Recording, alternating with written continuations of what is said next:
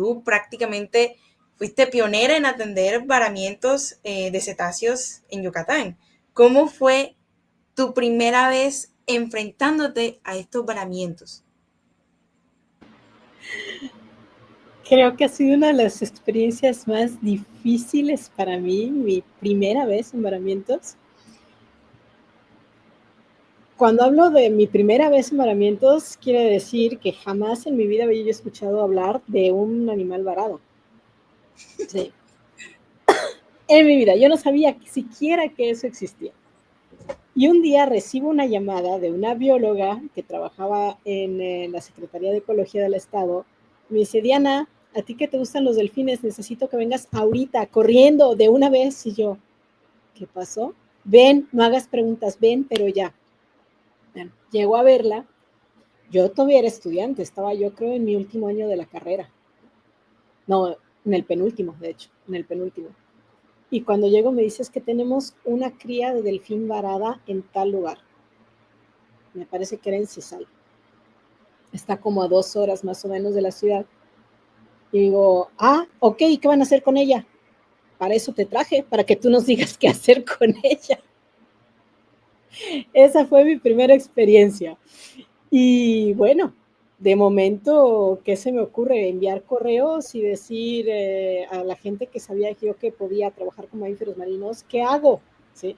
Tengo esta circunstancia, ¿qué hago? Pero yo todavía ni siquiera llegaba a ver al animal. Bueno, por obviamente muchas razones burocráticas no pudimos salir de inmediato, sino que tuvimos que esperar, por eso tuve tiempo de enviar los correos y recibo algunas respuestas y ninguna de las respuestas era algo convincente, porque todas me decían, hazle la necropsia. Y yo, pero si ni siquiera sé si está vivo o muerto, ¿cómo le voy a hacer la necropsia, no? Pero nadie me decía qué hacer con un animal vivo. Finalmente llegamos al lugar y supuestamente estaba resguardado en un hotel y cuando llegamos ya lo habían liberado. ¿Cómo que ya lo liberaron? Sí, decidimos soltarlo en el agua porque tardaron mucho en llegar. De ahí fue donde surgió precisamente la pregunta de, ok, ¿qué tan frecuente sucede esto? ¿Sí? ¿Y qué se puede hacer en este tipo de casos? Entonces, creo que tuve pesadillas durante varias semanas pensando en ese pobre animal, o sea, una cría sin su madre, sin la guía de la protección de su grupo, tal vez sin poder alimentarse, porque por las fotos era prácticamente un recién nacido, ¿no? Sin poder alimentarse y todo. Y la gente confiada creyendo que no, soltarlo era lo mejor porque pues él iba a encontrar su camino, iba a encontrar a su familia. Pero luego la pregunta ahí, ¿qué pasó con la madre? Porque una madre nunca se separa de su cría. Entonces, toda esa serie de preguntas para mí fueron muy, muy difíciles de responder porque no habían respuestas y las respuestas potenciales no eran agradables, por eso digo que fue una experiencia bastante difícil, pero digamos, la manía que yo tengo de todas las circunstancias negativas, transformarlas en algo positivo después de aprender las lecciones, eso fue lo que ayudó porque ahí fue cuando dije, ok, vamos a investigar qué se hace, ¿no? Fue cuando descubrí que existían protocolos para atender varamientos, que existían grupos especializados en atención a varamientos, que podía haber una formación para enseñar a la gente a responder en el campo mientras llegaban los grupos especializados, y de ahí fue donde nació la iniciativa para empezar a atender ya varamientos de mamíferos marinos aquí en Yucatán, ¿no? Todo el mundo me decía, estás loca, no hay varamientos aquí, no, porque no hay delfines, ¿no? Bueno, si hubo uno, pueden haber más. Y de ahí, antes de poder sacar la red de varamientos, tuve que demostrarle a la gente que era necesaria una red de varamientos, y fue donde se desarrolló mi tesis de licenciatura, donde hice precisamente el primer registro de varamientos de mamíferos marinos en Yucatán, con registros históricos, porque obviamente no tenía yo varamientos activos para poder incluirlos, pero mis primeros registros históricos se fueron hasta 1945. Más atrás ya no pude, que la gente ya no recordaba. Pero tenía en los recorridos que hice por la costa, la gente me enseñaba los cráneos de los delfines, me enseñaba las vértebras, me enseñaban a veces fotografías, ¿sí? Y me decían, no, sí, aquí a cada rato llegan. Y entonces pude ubicar mis lugares, digamos, donde ocurrían con mayor frecuencia, donde debía yo enfatizar en la investigación o en la vigilancia, dónde se necesitaba gente entrenada, dónde podía yo encontrar ayuda en esos lugares, con quién podía yo recurrir. Y eso fue lo que a la larga me permitió entonces ayudar a organizar la red de herramientas. Y a nivel general, ¿qué crees que revelan esta clase de sucesos como son los varamientos, no solo a nivel científico, sino incluso a nivel simbólico, sobre el estado del océano? Wow, esa es una pregunta muy, muy interesante y me hubiera gustado que mucha gente pensara en ese aspecto. Eh, los delfines, bueno, en general los mamíferos marinos, así como otras especies marinas, han sido siempre buenos indicadores de salud oceánica. Para empezar, la presencia de delfines te dice que hay un ambiente, un ecosistema sano, ¿sí? Que pueden encontrar alimento, que pueden encontrar refugio, que sus crías están seguras, etcétera, ¿no? Eh, Cuando los animales entonces empiezan a varar, pues puede ser por distintas razones. Pueden haber circunstancias físicas, por ejemplo, accidentes con embarcaciones, se quedaron atorados en una playa, se perdieron, se separaron del grupo siendo demasiado jóvenes, pueden haber muchas, muchas razones, ¿no?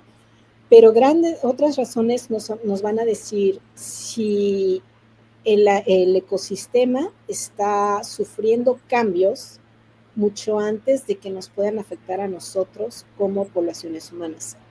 ¿Sí? Si los animales se enferman, la enfermedad puede ser transmisible a los seres humanos o puede no serla. El determinar qué tipo de enfermedad fue la que los afectó, eso es muy importante. Si los animales que empiezan a varar empiezan a perder peso, por ejemplo, los ves que ya empiezan a llegar muy, muy flacos, significa que no hay alimento y eso puede estar repercutiendo en muchas otras fases de la cadena trófica, en muchas otras especies, y se puede deber ya sea a cambios también en el ecosistema, como contaminación, como destrucción de hábitat, exceso de tránsito marítimo, pueden haber mil y un razones, ya sea que sus patrones alimenticios se interrumpieron por actividades humanas, ya sea que las presas que estaban acostumbrados ya no existen o están siendo sobreexplotadas, o bien que incluso se distribuyeron, cambiaron a otra zona y ellos no las han encontrado. Pueden haber muchas razones, pero eso es un factor también que a nosotros nos dice está ocurriendo algo, ¿no? Creo que tal vez por eso es que la importancia de responder a los varamientos, de atenderlos, de encontrar la causa del varamiento hasta donde sea posible, o por lo menos tener una sospecha de cuál fue la causa, es importante. Y sobre todo, con esa información, establecer patrones que nos permitan detectar si aquí ocurre o no ocurre algo que debemos atender de manera inmediata. Ok. Y de hecho, los varamientos, viéndolos de alguna forma, son vistos como tragedias, pero si nos damos cuenta, has logrado convertir esto en una oportunidad para sensibilizar a las personas, para que haya un conocimiento sobre los varamientos, cuáles son las consecuencias, cuáles son las causas. Entonces, ¿qué datos importantes crees que han dejado estos encuentros para estos cetáceos? Bueno, obviamente tengo que pensar un poco localmente porque cada zona tiene su propio patrón y tiene sus propias especies y tiene sus propios métodos y sus propios resultados, ¿no? Aquí, por ejemplo, creo que hubo mucha mayor conciencia acerca de la importancia de no regresar estos animales al agua, sino de llamar a las autoridades para que se les diera una atención específica, ¿no? Y obviamente eso en campo la gente se acerca, quiere ver, son curiosos, quieren tomar fotos y demás, y es una buena oportunidad para poder compartir todo lo que sabes sobre ellos y sobre la importancia que tienen para el medio marino, porque eventualmente te hacen preguntas, ¿no? Y las preguntas que más miedo me dan, ¿sí?, son las de los niños. Porque eventualmente los niños te van a preguntar lo que tienen aquí, Sí. ¿sí? Y tienen una curiosidad innata que no tiene, como digo yo, no tienen correas, está libre, suelta por todos lados. Y te pueden hacer desde las preguntas más lógicas de acuerdo a la situación hasta preguntas que jamás en tu vida te habías imaginado que alguien te iba a hacer, ¿no? Aquí aprovecho y te cuento una anécdota. Durante mi primer varamiento que yo atendí, ¿sí?, cuando estaba yo, obviamente el animal llegó muerto y pues tienes que hacer mediciones y luego tienes que hacer la necropsia y demás. Cuando estaba yo empezando la necropsia llegaron corriendo 3 niños, pero yo no los vi llegar porque llegaron por detrás de mí. De pronto nada más vi un par de piececitos que se pusieron a un lado y escucho una pregunta: oye, ¿y eso negro que se ve ahí adentro donde estás metiendo el dedo, qué es? ¿Sí?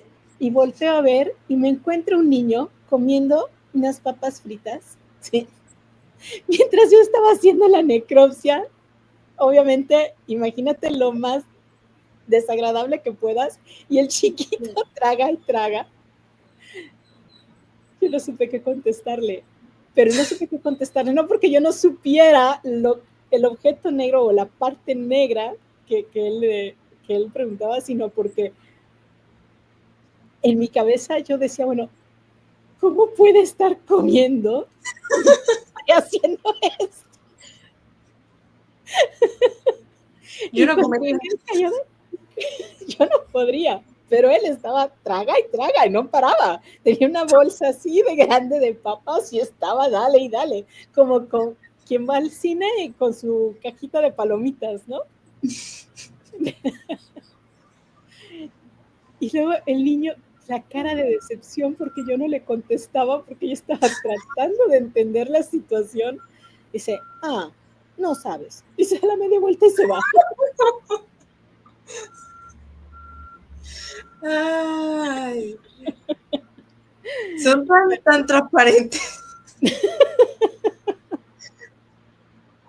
Ay, no.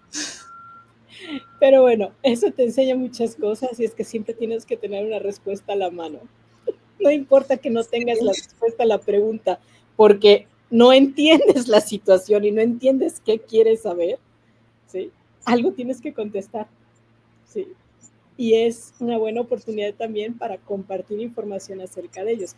Si yo le decía, eso negro que estás viendo es la vena porta del hígado, el niño no iba a entender de qué le estaba yo hablando, ¿sí? Pero algo hubiera yo tenido que contestarle y después de eso siempre tenía yo alguna respuesta sobre todo para los niños, ¿no? Que fuera a veces otra pregunta, eso era interesante, porque ¿tú qué crees que es? Y me pregunta, ¿y eso qué es? ¿Tú qué crees que es?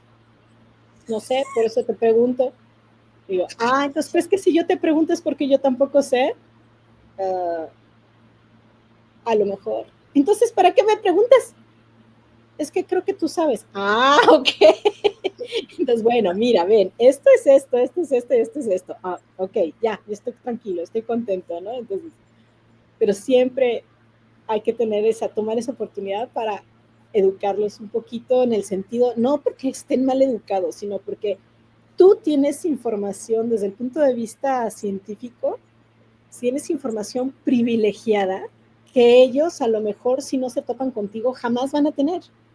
Entonces sería sumamente egoísta de mi parte no explicarles o no decirles o no compartir con ellos la experiencia que yo estoy viviendo, ¿no?